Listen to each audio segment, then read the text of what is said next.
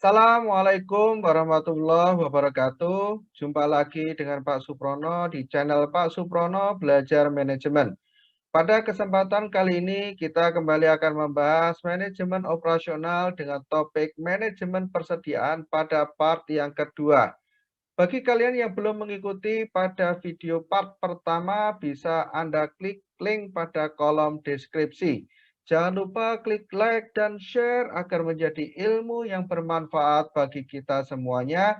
Dan jangan lupa subscribe agar kalian tidak tertinggal pada video-video berikutnya.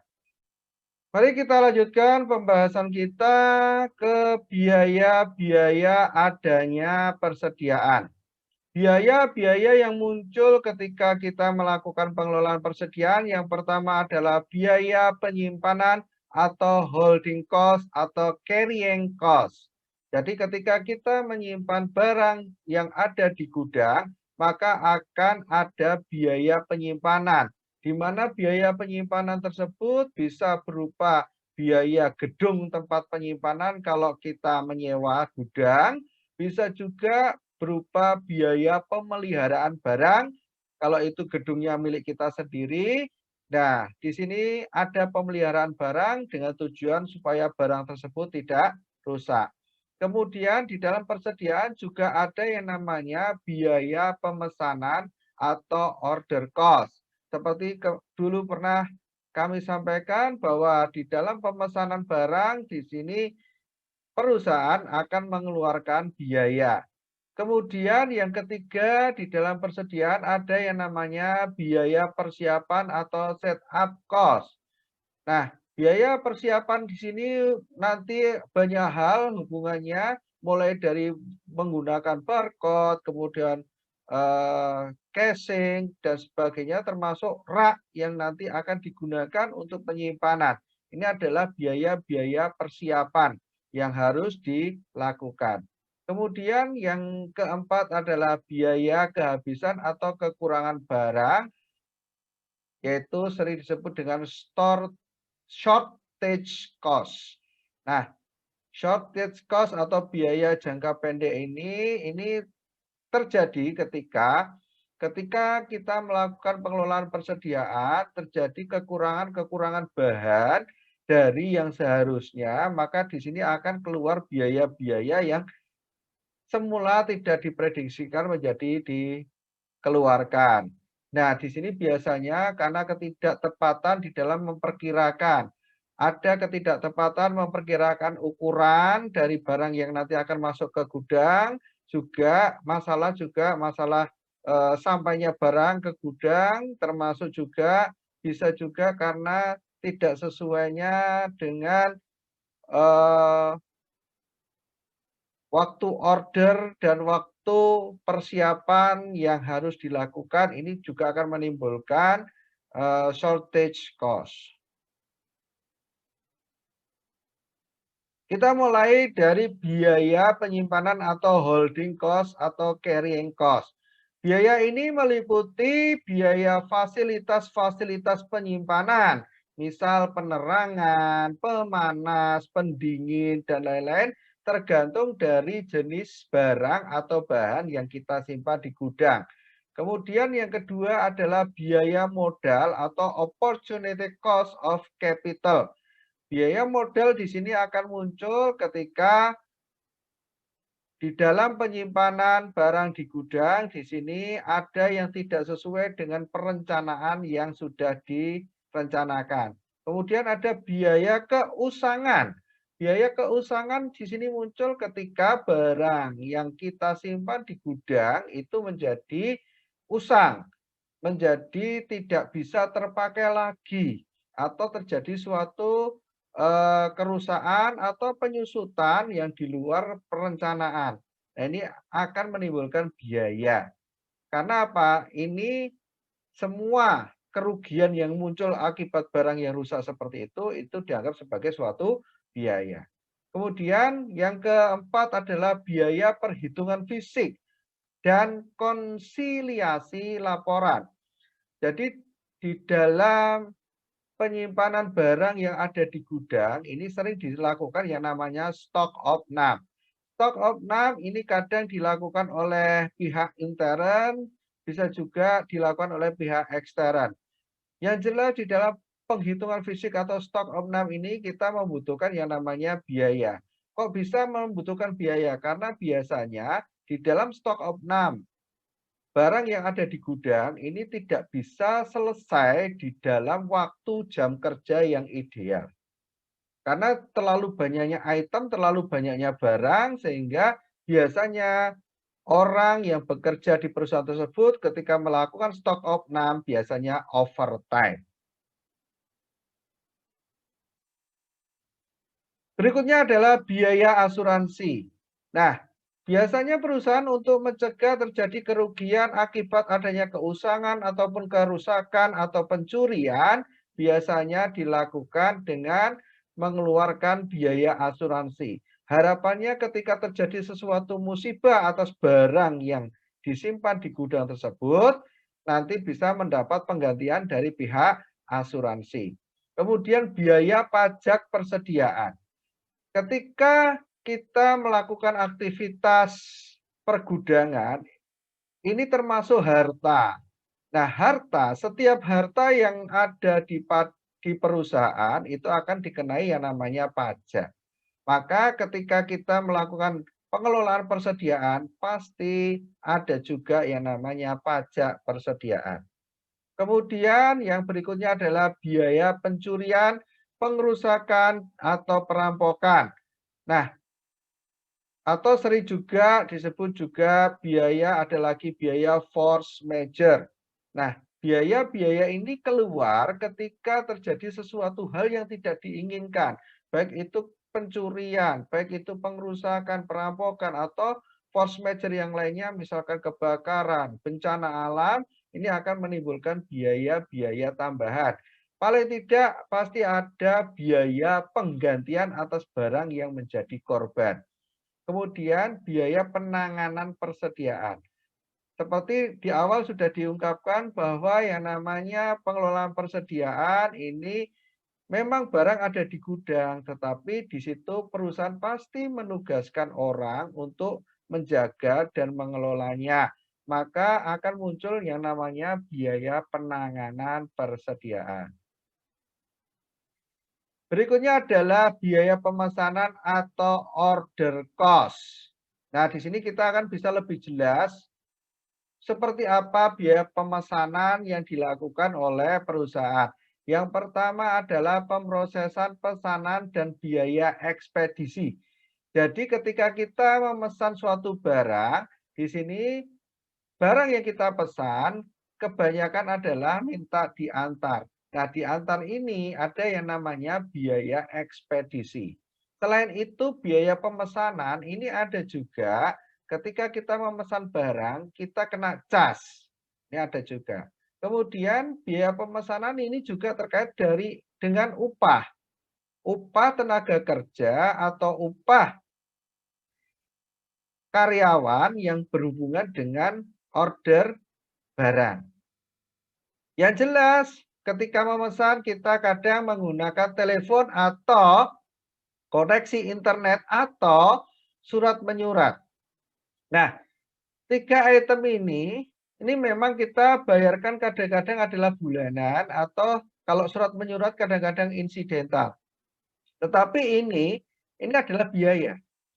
Dan ini harus dicatat. Ya, dicatat. Jadi kalau yang bagus, telepon itu nanti dipisah antara telepon yang digunakan untuk pemesanan barang, telepon yang untuk digunakan urusan kantor, ini harus bisa sehingga kita bisa tahu, bisa menghitung besarnya biaya yang dikeluarkan. Kemudian di dalam pengelolaan persediaan ada yang namanya packaging atau pengepaan. Nah, biaya pengepaan sekaligus juga biasanya ada biaya penimbangan. Ini membutuhkan biaya yang tidak sedikit. Karena apa? Packaging atau kemasan yang digunakan itu berbeda kalau kita misalkan akan membungkus suatu kado. Bungkus untuk pengepaan dan sebagainya ini harus dipesan karena ukurannya tertentu tidak merupakan ukuran yang umum dan bahannya pun juga bahan yang khusus. Kemudian biaya pemeriksaan penerimaan. Ketika kita menerima suatu barang, maka kita harus melakukan pengecekan. Pengecekan atas barang yang kita pesan, apakah sudah sesuai atau belum. Nah, ini juga kadang perlu biaya. Nah, biaya di sini juga kadang muncul ketika kita melewati suatu perbatasan daerah atau suatu perbatasan negara. Maka oleh otorita daerah tersebut, oleh otorita negara tersebut, pasti akan ada pemeriksaan atas barang. Nah, pemeriksaan ini akan menjadi beban biaya. Kemudian, biaya pengiriman ke gudang. Nah, ini terkait juga dengan biaya ekspedisi. Kadang kalau yang murah adalah biaya ekspedisi ini karena menggunakan kendaraan yang tidak terlalu besar dan bisa menjangkau ke gudang kita, maka ini biasanya bisa sampai ke gudang. Tetapi ketika misalkan barang yang kita gunakan itu adalah barang yang dalam kapasitas besar sehingga membutuhkan kendaraan yang besar dan tidak bisa memasuki area gudang kita, maka di sini nanti ekspedisi akan berhenti di suatu tempat tertentu, lalu kita harus keluar biaya untuk mengambil barang tersebut menuju ke gudang kita. Kemudian ada lagi biaya hutang lancar. Nah, biaya hutang lancar di dalam persediaan di sini apabila kita di dalam pemrosesan persediaan tersebut kita tidak menggunakan biaya sendiri tetapi kita menggunakan hutang. Biaya persiapan atau setup cost. Biaya setup cost meliputi yang pertama biaya mesin-mesin penganggur. Jadi mesin-mesin yang menganggur ini seolah-olah memang tidak mengeluarkan biaya, tetapi ini dianggap biaya. Karena apa? Lamanya mesin menganggur ini nanti kalau kita bandingkan ketika mesin itu langsung bekerja, ini berapa yang dihasilkan oleh mesin tersebut. Inilah kerugian yang menimbulkan biaya. Kemudian biaya persiapan tenaga kerja langsung. Ketika kita akan memproduksi, kadang-kadang kita membutuhkan yang namanya biaya tambahan dalam bentuk tenaga kerja karena adanya tenaga kerja yang itu nanti membantu proses produksi. Nah, tenaga kerja tersebut ada tenaga kerja langsung, ada tenaga kerja tidak langsung. Nah, yang sering muncul di lapangan adalah tenaga kerja langsung, yaitu berupa upah buruh harian atau upah buruh borongan. Nah, ini akan menimbulkan biaya persiapan di dalam persediaan. Kemudian biaya scheduling atau penjadwalan. Nah, biaya di sini memang kita cuma membuat jadwal, tetapi di dalam membuat jadwal itu kita harus konfirmasi dengan pihak-pihak terkait. Tidak bisa kita berdiri sendiri. Nah, ketika kita harus konfirmasi misalkan kepada pihak supplier, nah ini kita akan mengeluarkan biaya. Ini biaya tersebut dimasukkan ke dalam biaya scheduling. Kemudian juga di dalam persiapan ini ada biaya ekspedisi. Kalau ekspedisi tersebut ditanggung oleh kita selaku pembeli, selaku penyedia persediaan. Maka di sini ada biaya ekspedisi. Biaya kehabisan atau kekurangan bahan atau shortage cost. Nah, biaya kehabisan atau kekurangan ini biasanya timbul karena yang pertama, kehilangan penjualan. Kehilangan penjualan ini bisa terjadi misal karena adanya kecurian atau karena memang barang itu rusak, ini menjadi kehilangan. Lalu yang kedua ini yang agak lumayan parah adalah kehilangan langganan atau pelanggan. Nah, ketika kita tidak mampu memelihara pelanggan kita dengan baik, maka pelanggan kita akan lari. Nah, ini menimbulkan biaya karena kita harus keluar biaya untuk bisa meraih pelanggan baru. Kemudian yang ketiga adalah biaya pemesanan khusus. Biaya pemesanan khusus di sini apabila kita membutuhkan barang-barang dengan spesifikasi khusus. Nah, biaya pemesanan khusus di sini nanti berkaitan juga dengan ekspedisi khusus. Karena apa? Biasanya barang-barang khusus itu tidak mudah dibawa oleh kontainer-kontainer yang umum. Dia akan menggunakan kontainer khusus. Seperti misalkan kita memesan es ya, dalam jumlah yang besar, dalam jarak yang jauh. Ini tidak mungkin menggunakan kontainer biasa, harus menggunakan kontainer yang berpendingin. Kaitannya di sini juga ada biaya ekspedisi, kemudian selisih harga. Selisih harga ini menimbulkan biaya. Nah, biasanya selisih harga yang bagaimana? Selisih harga yang lebih tinggi daripada yang kita perkirakan. Kemudian yang berikutnya terganggunya operasi. Operasional perusahaan yang terganggu di sini bisa menimbulkan biaya-biaya tambahan. Oleh karena itu, kita harus berusaha ketika kita melakukan kegiatan produksi, produksi kita itu adalah safe. Contoh terganggunya operasi misalkan gara-gara kita tidak bisa menjaga operasional kita misalkan mengganggu warga sekitar sehingga kita terpaksa harus ditegur oleh pihak yang berwajib. Nah, ketika kita harus bertanggung jawab atas kegiatan operasional kita, inilah yang termasuk di dalam terganggunya operasi karena pada saat proses-proses seperti itu secara otomatis operasional perusahaan pasti akan terhenti. Nah, berhentinya operasional ini masuk kategori juga terganggunya operasi. Kemudian tambahan pengeluaran kegiatan manajerial. Nah, di dalam persediaan ini kadang-kadang pihak manajerial itu juga harus melakukan kegiatan-kegiatan di mana kegiatan tersebut misalkan ada negosiasi dengan supplier dan sebagainya. Nah, ini termasuk tambahan pengeluaran yang nanti bisa menjadikan biaya kehabisan atau shortage cost. Metode persediaan. Seperti sudah disinggung di awal, metode persediaan di sini yang pertama ada economic order quantity, yaitu jika jenis materialnya independen. Misal perusahaan membeli barang jadi dan langsung digunakan. Economic order quantity kita akan melakukan order itu berdasarkan kondisi yang safe atau safe stock. Sehingga kita tidak akan pernah kekurangan atas barang yang akan kita jual. Kemudian material requirement planning, MRP. Nah, di sini untuk jenis yang materialnya dependen atau terikat. Misal perusahaan membuat sepeda, maka perlu dihitung berapa banyak material yang dibutuhkan untuk membuat sepeda tersebut. Kebutuhan material sangat tergantung pada berapa banyak sepeda yang akan dibuat. Ini adalah metode persediaan dengan MRP. Nah, di sini ini sebagai apa?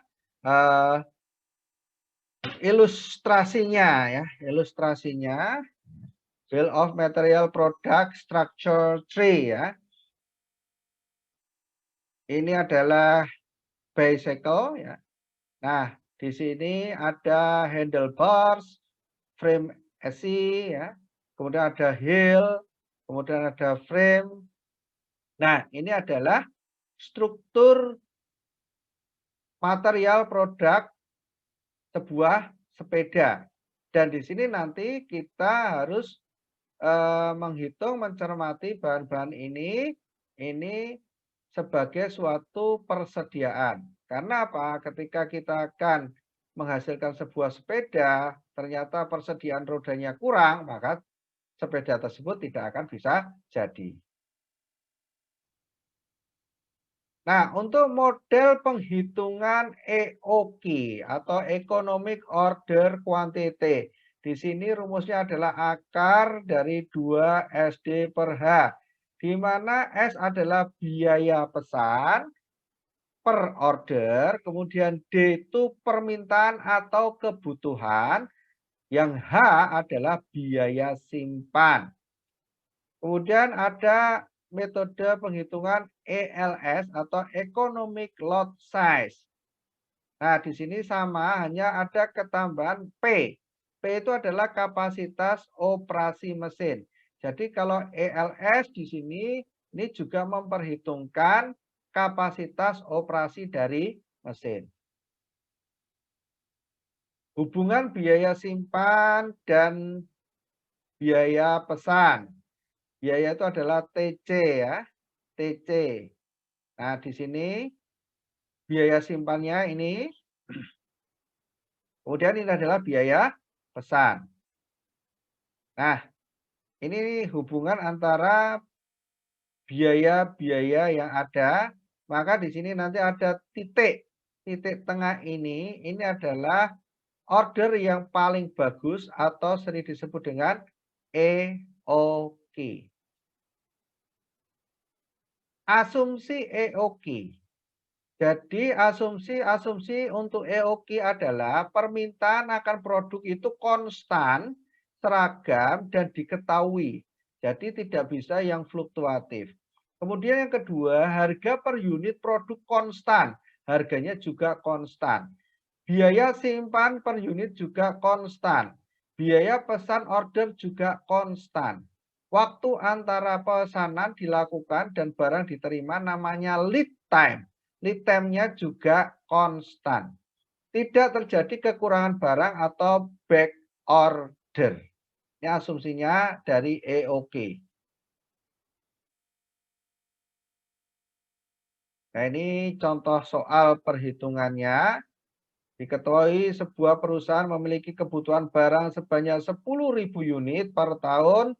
Biaya pesan pengadaan bahan tersebut adalah 150 per order. Biaya simpan 0,75. Hari kerja per tahun adalah 350 hari. Waktu tunggu adalah 10 hari. Nah, ini kalau kita hitung EOQ-nya, ini tadi biaya per ordernya 150, kemudian kebutuhannya sebanyak 10.000, biaya simpannya adalah 0,75, maka posisi aman dari order adalah di 2.000 unit. Kemudian untuk biayanya, nah biayanya yang akan muncul di sini tadi adalah biaya simpannya adalah 0,75. Yang akan kita gunakan itu adalah hasil EOQ tadi adalah 2.000 unit. Nah, di sini adalah biaya pengadaan atau pemesanan sekali pesan adalah 150 untuk kebutuhan 10.000 per 2.000. Maka biaya yang muncul di sini adalah 1.500. Jumlah pemesanan per tahun. Jumlah pemesanan per tahun di sini kebutuhannya adalah 10.000. Posisi order yang paling aman ada 2.000. Maka per tahun dia yang paling bagus adalah 5 kali pesan. Durasi habisnya EOQ. Durasi habisnya EOQ 1 tahun itu ada 365. Sekali order dalam setahun itu 5 kali. Maka di sini durasinya adalah 73 hari. Reorder point. Reorder point di sini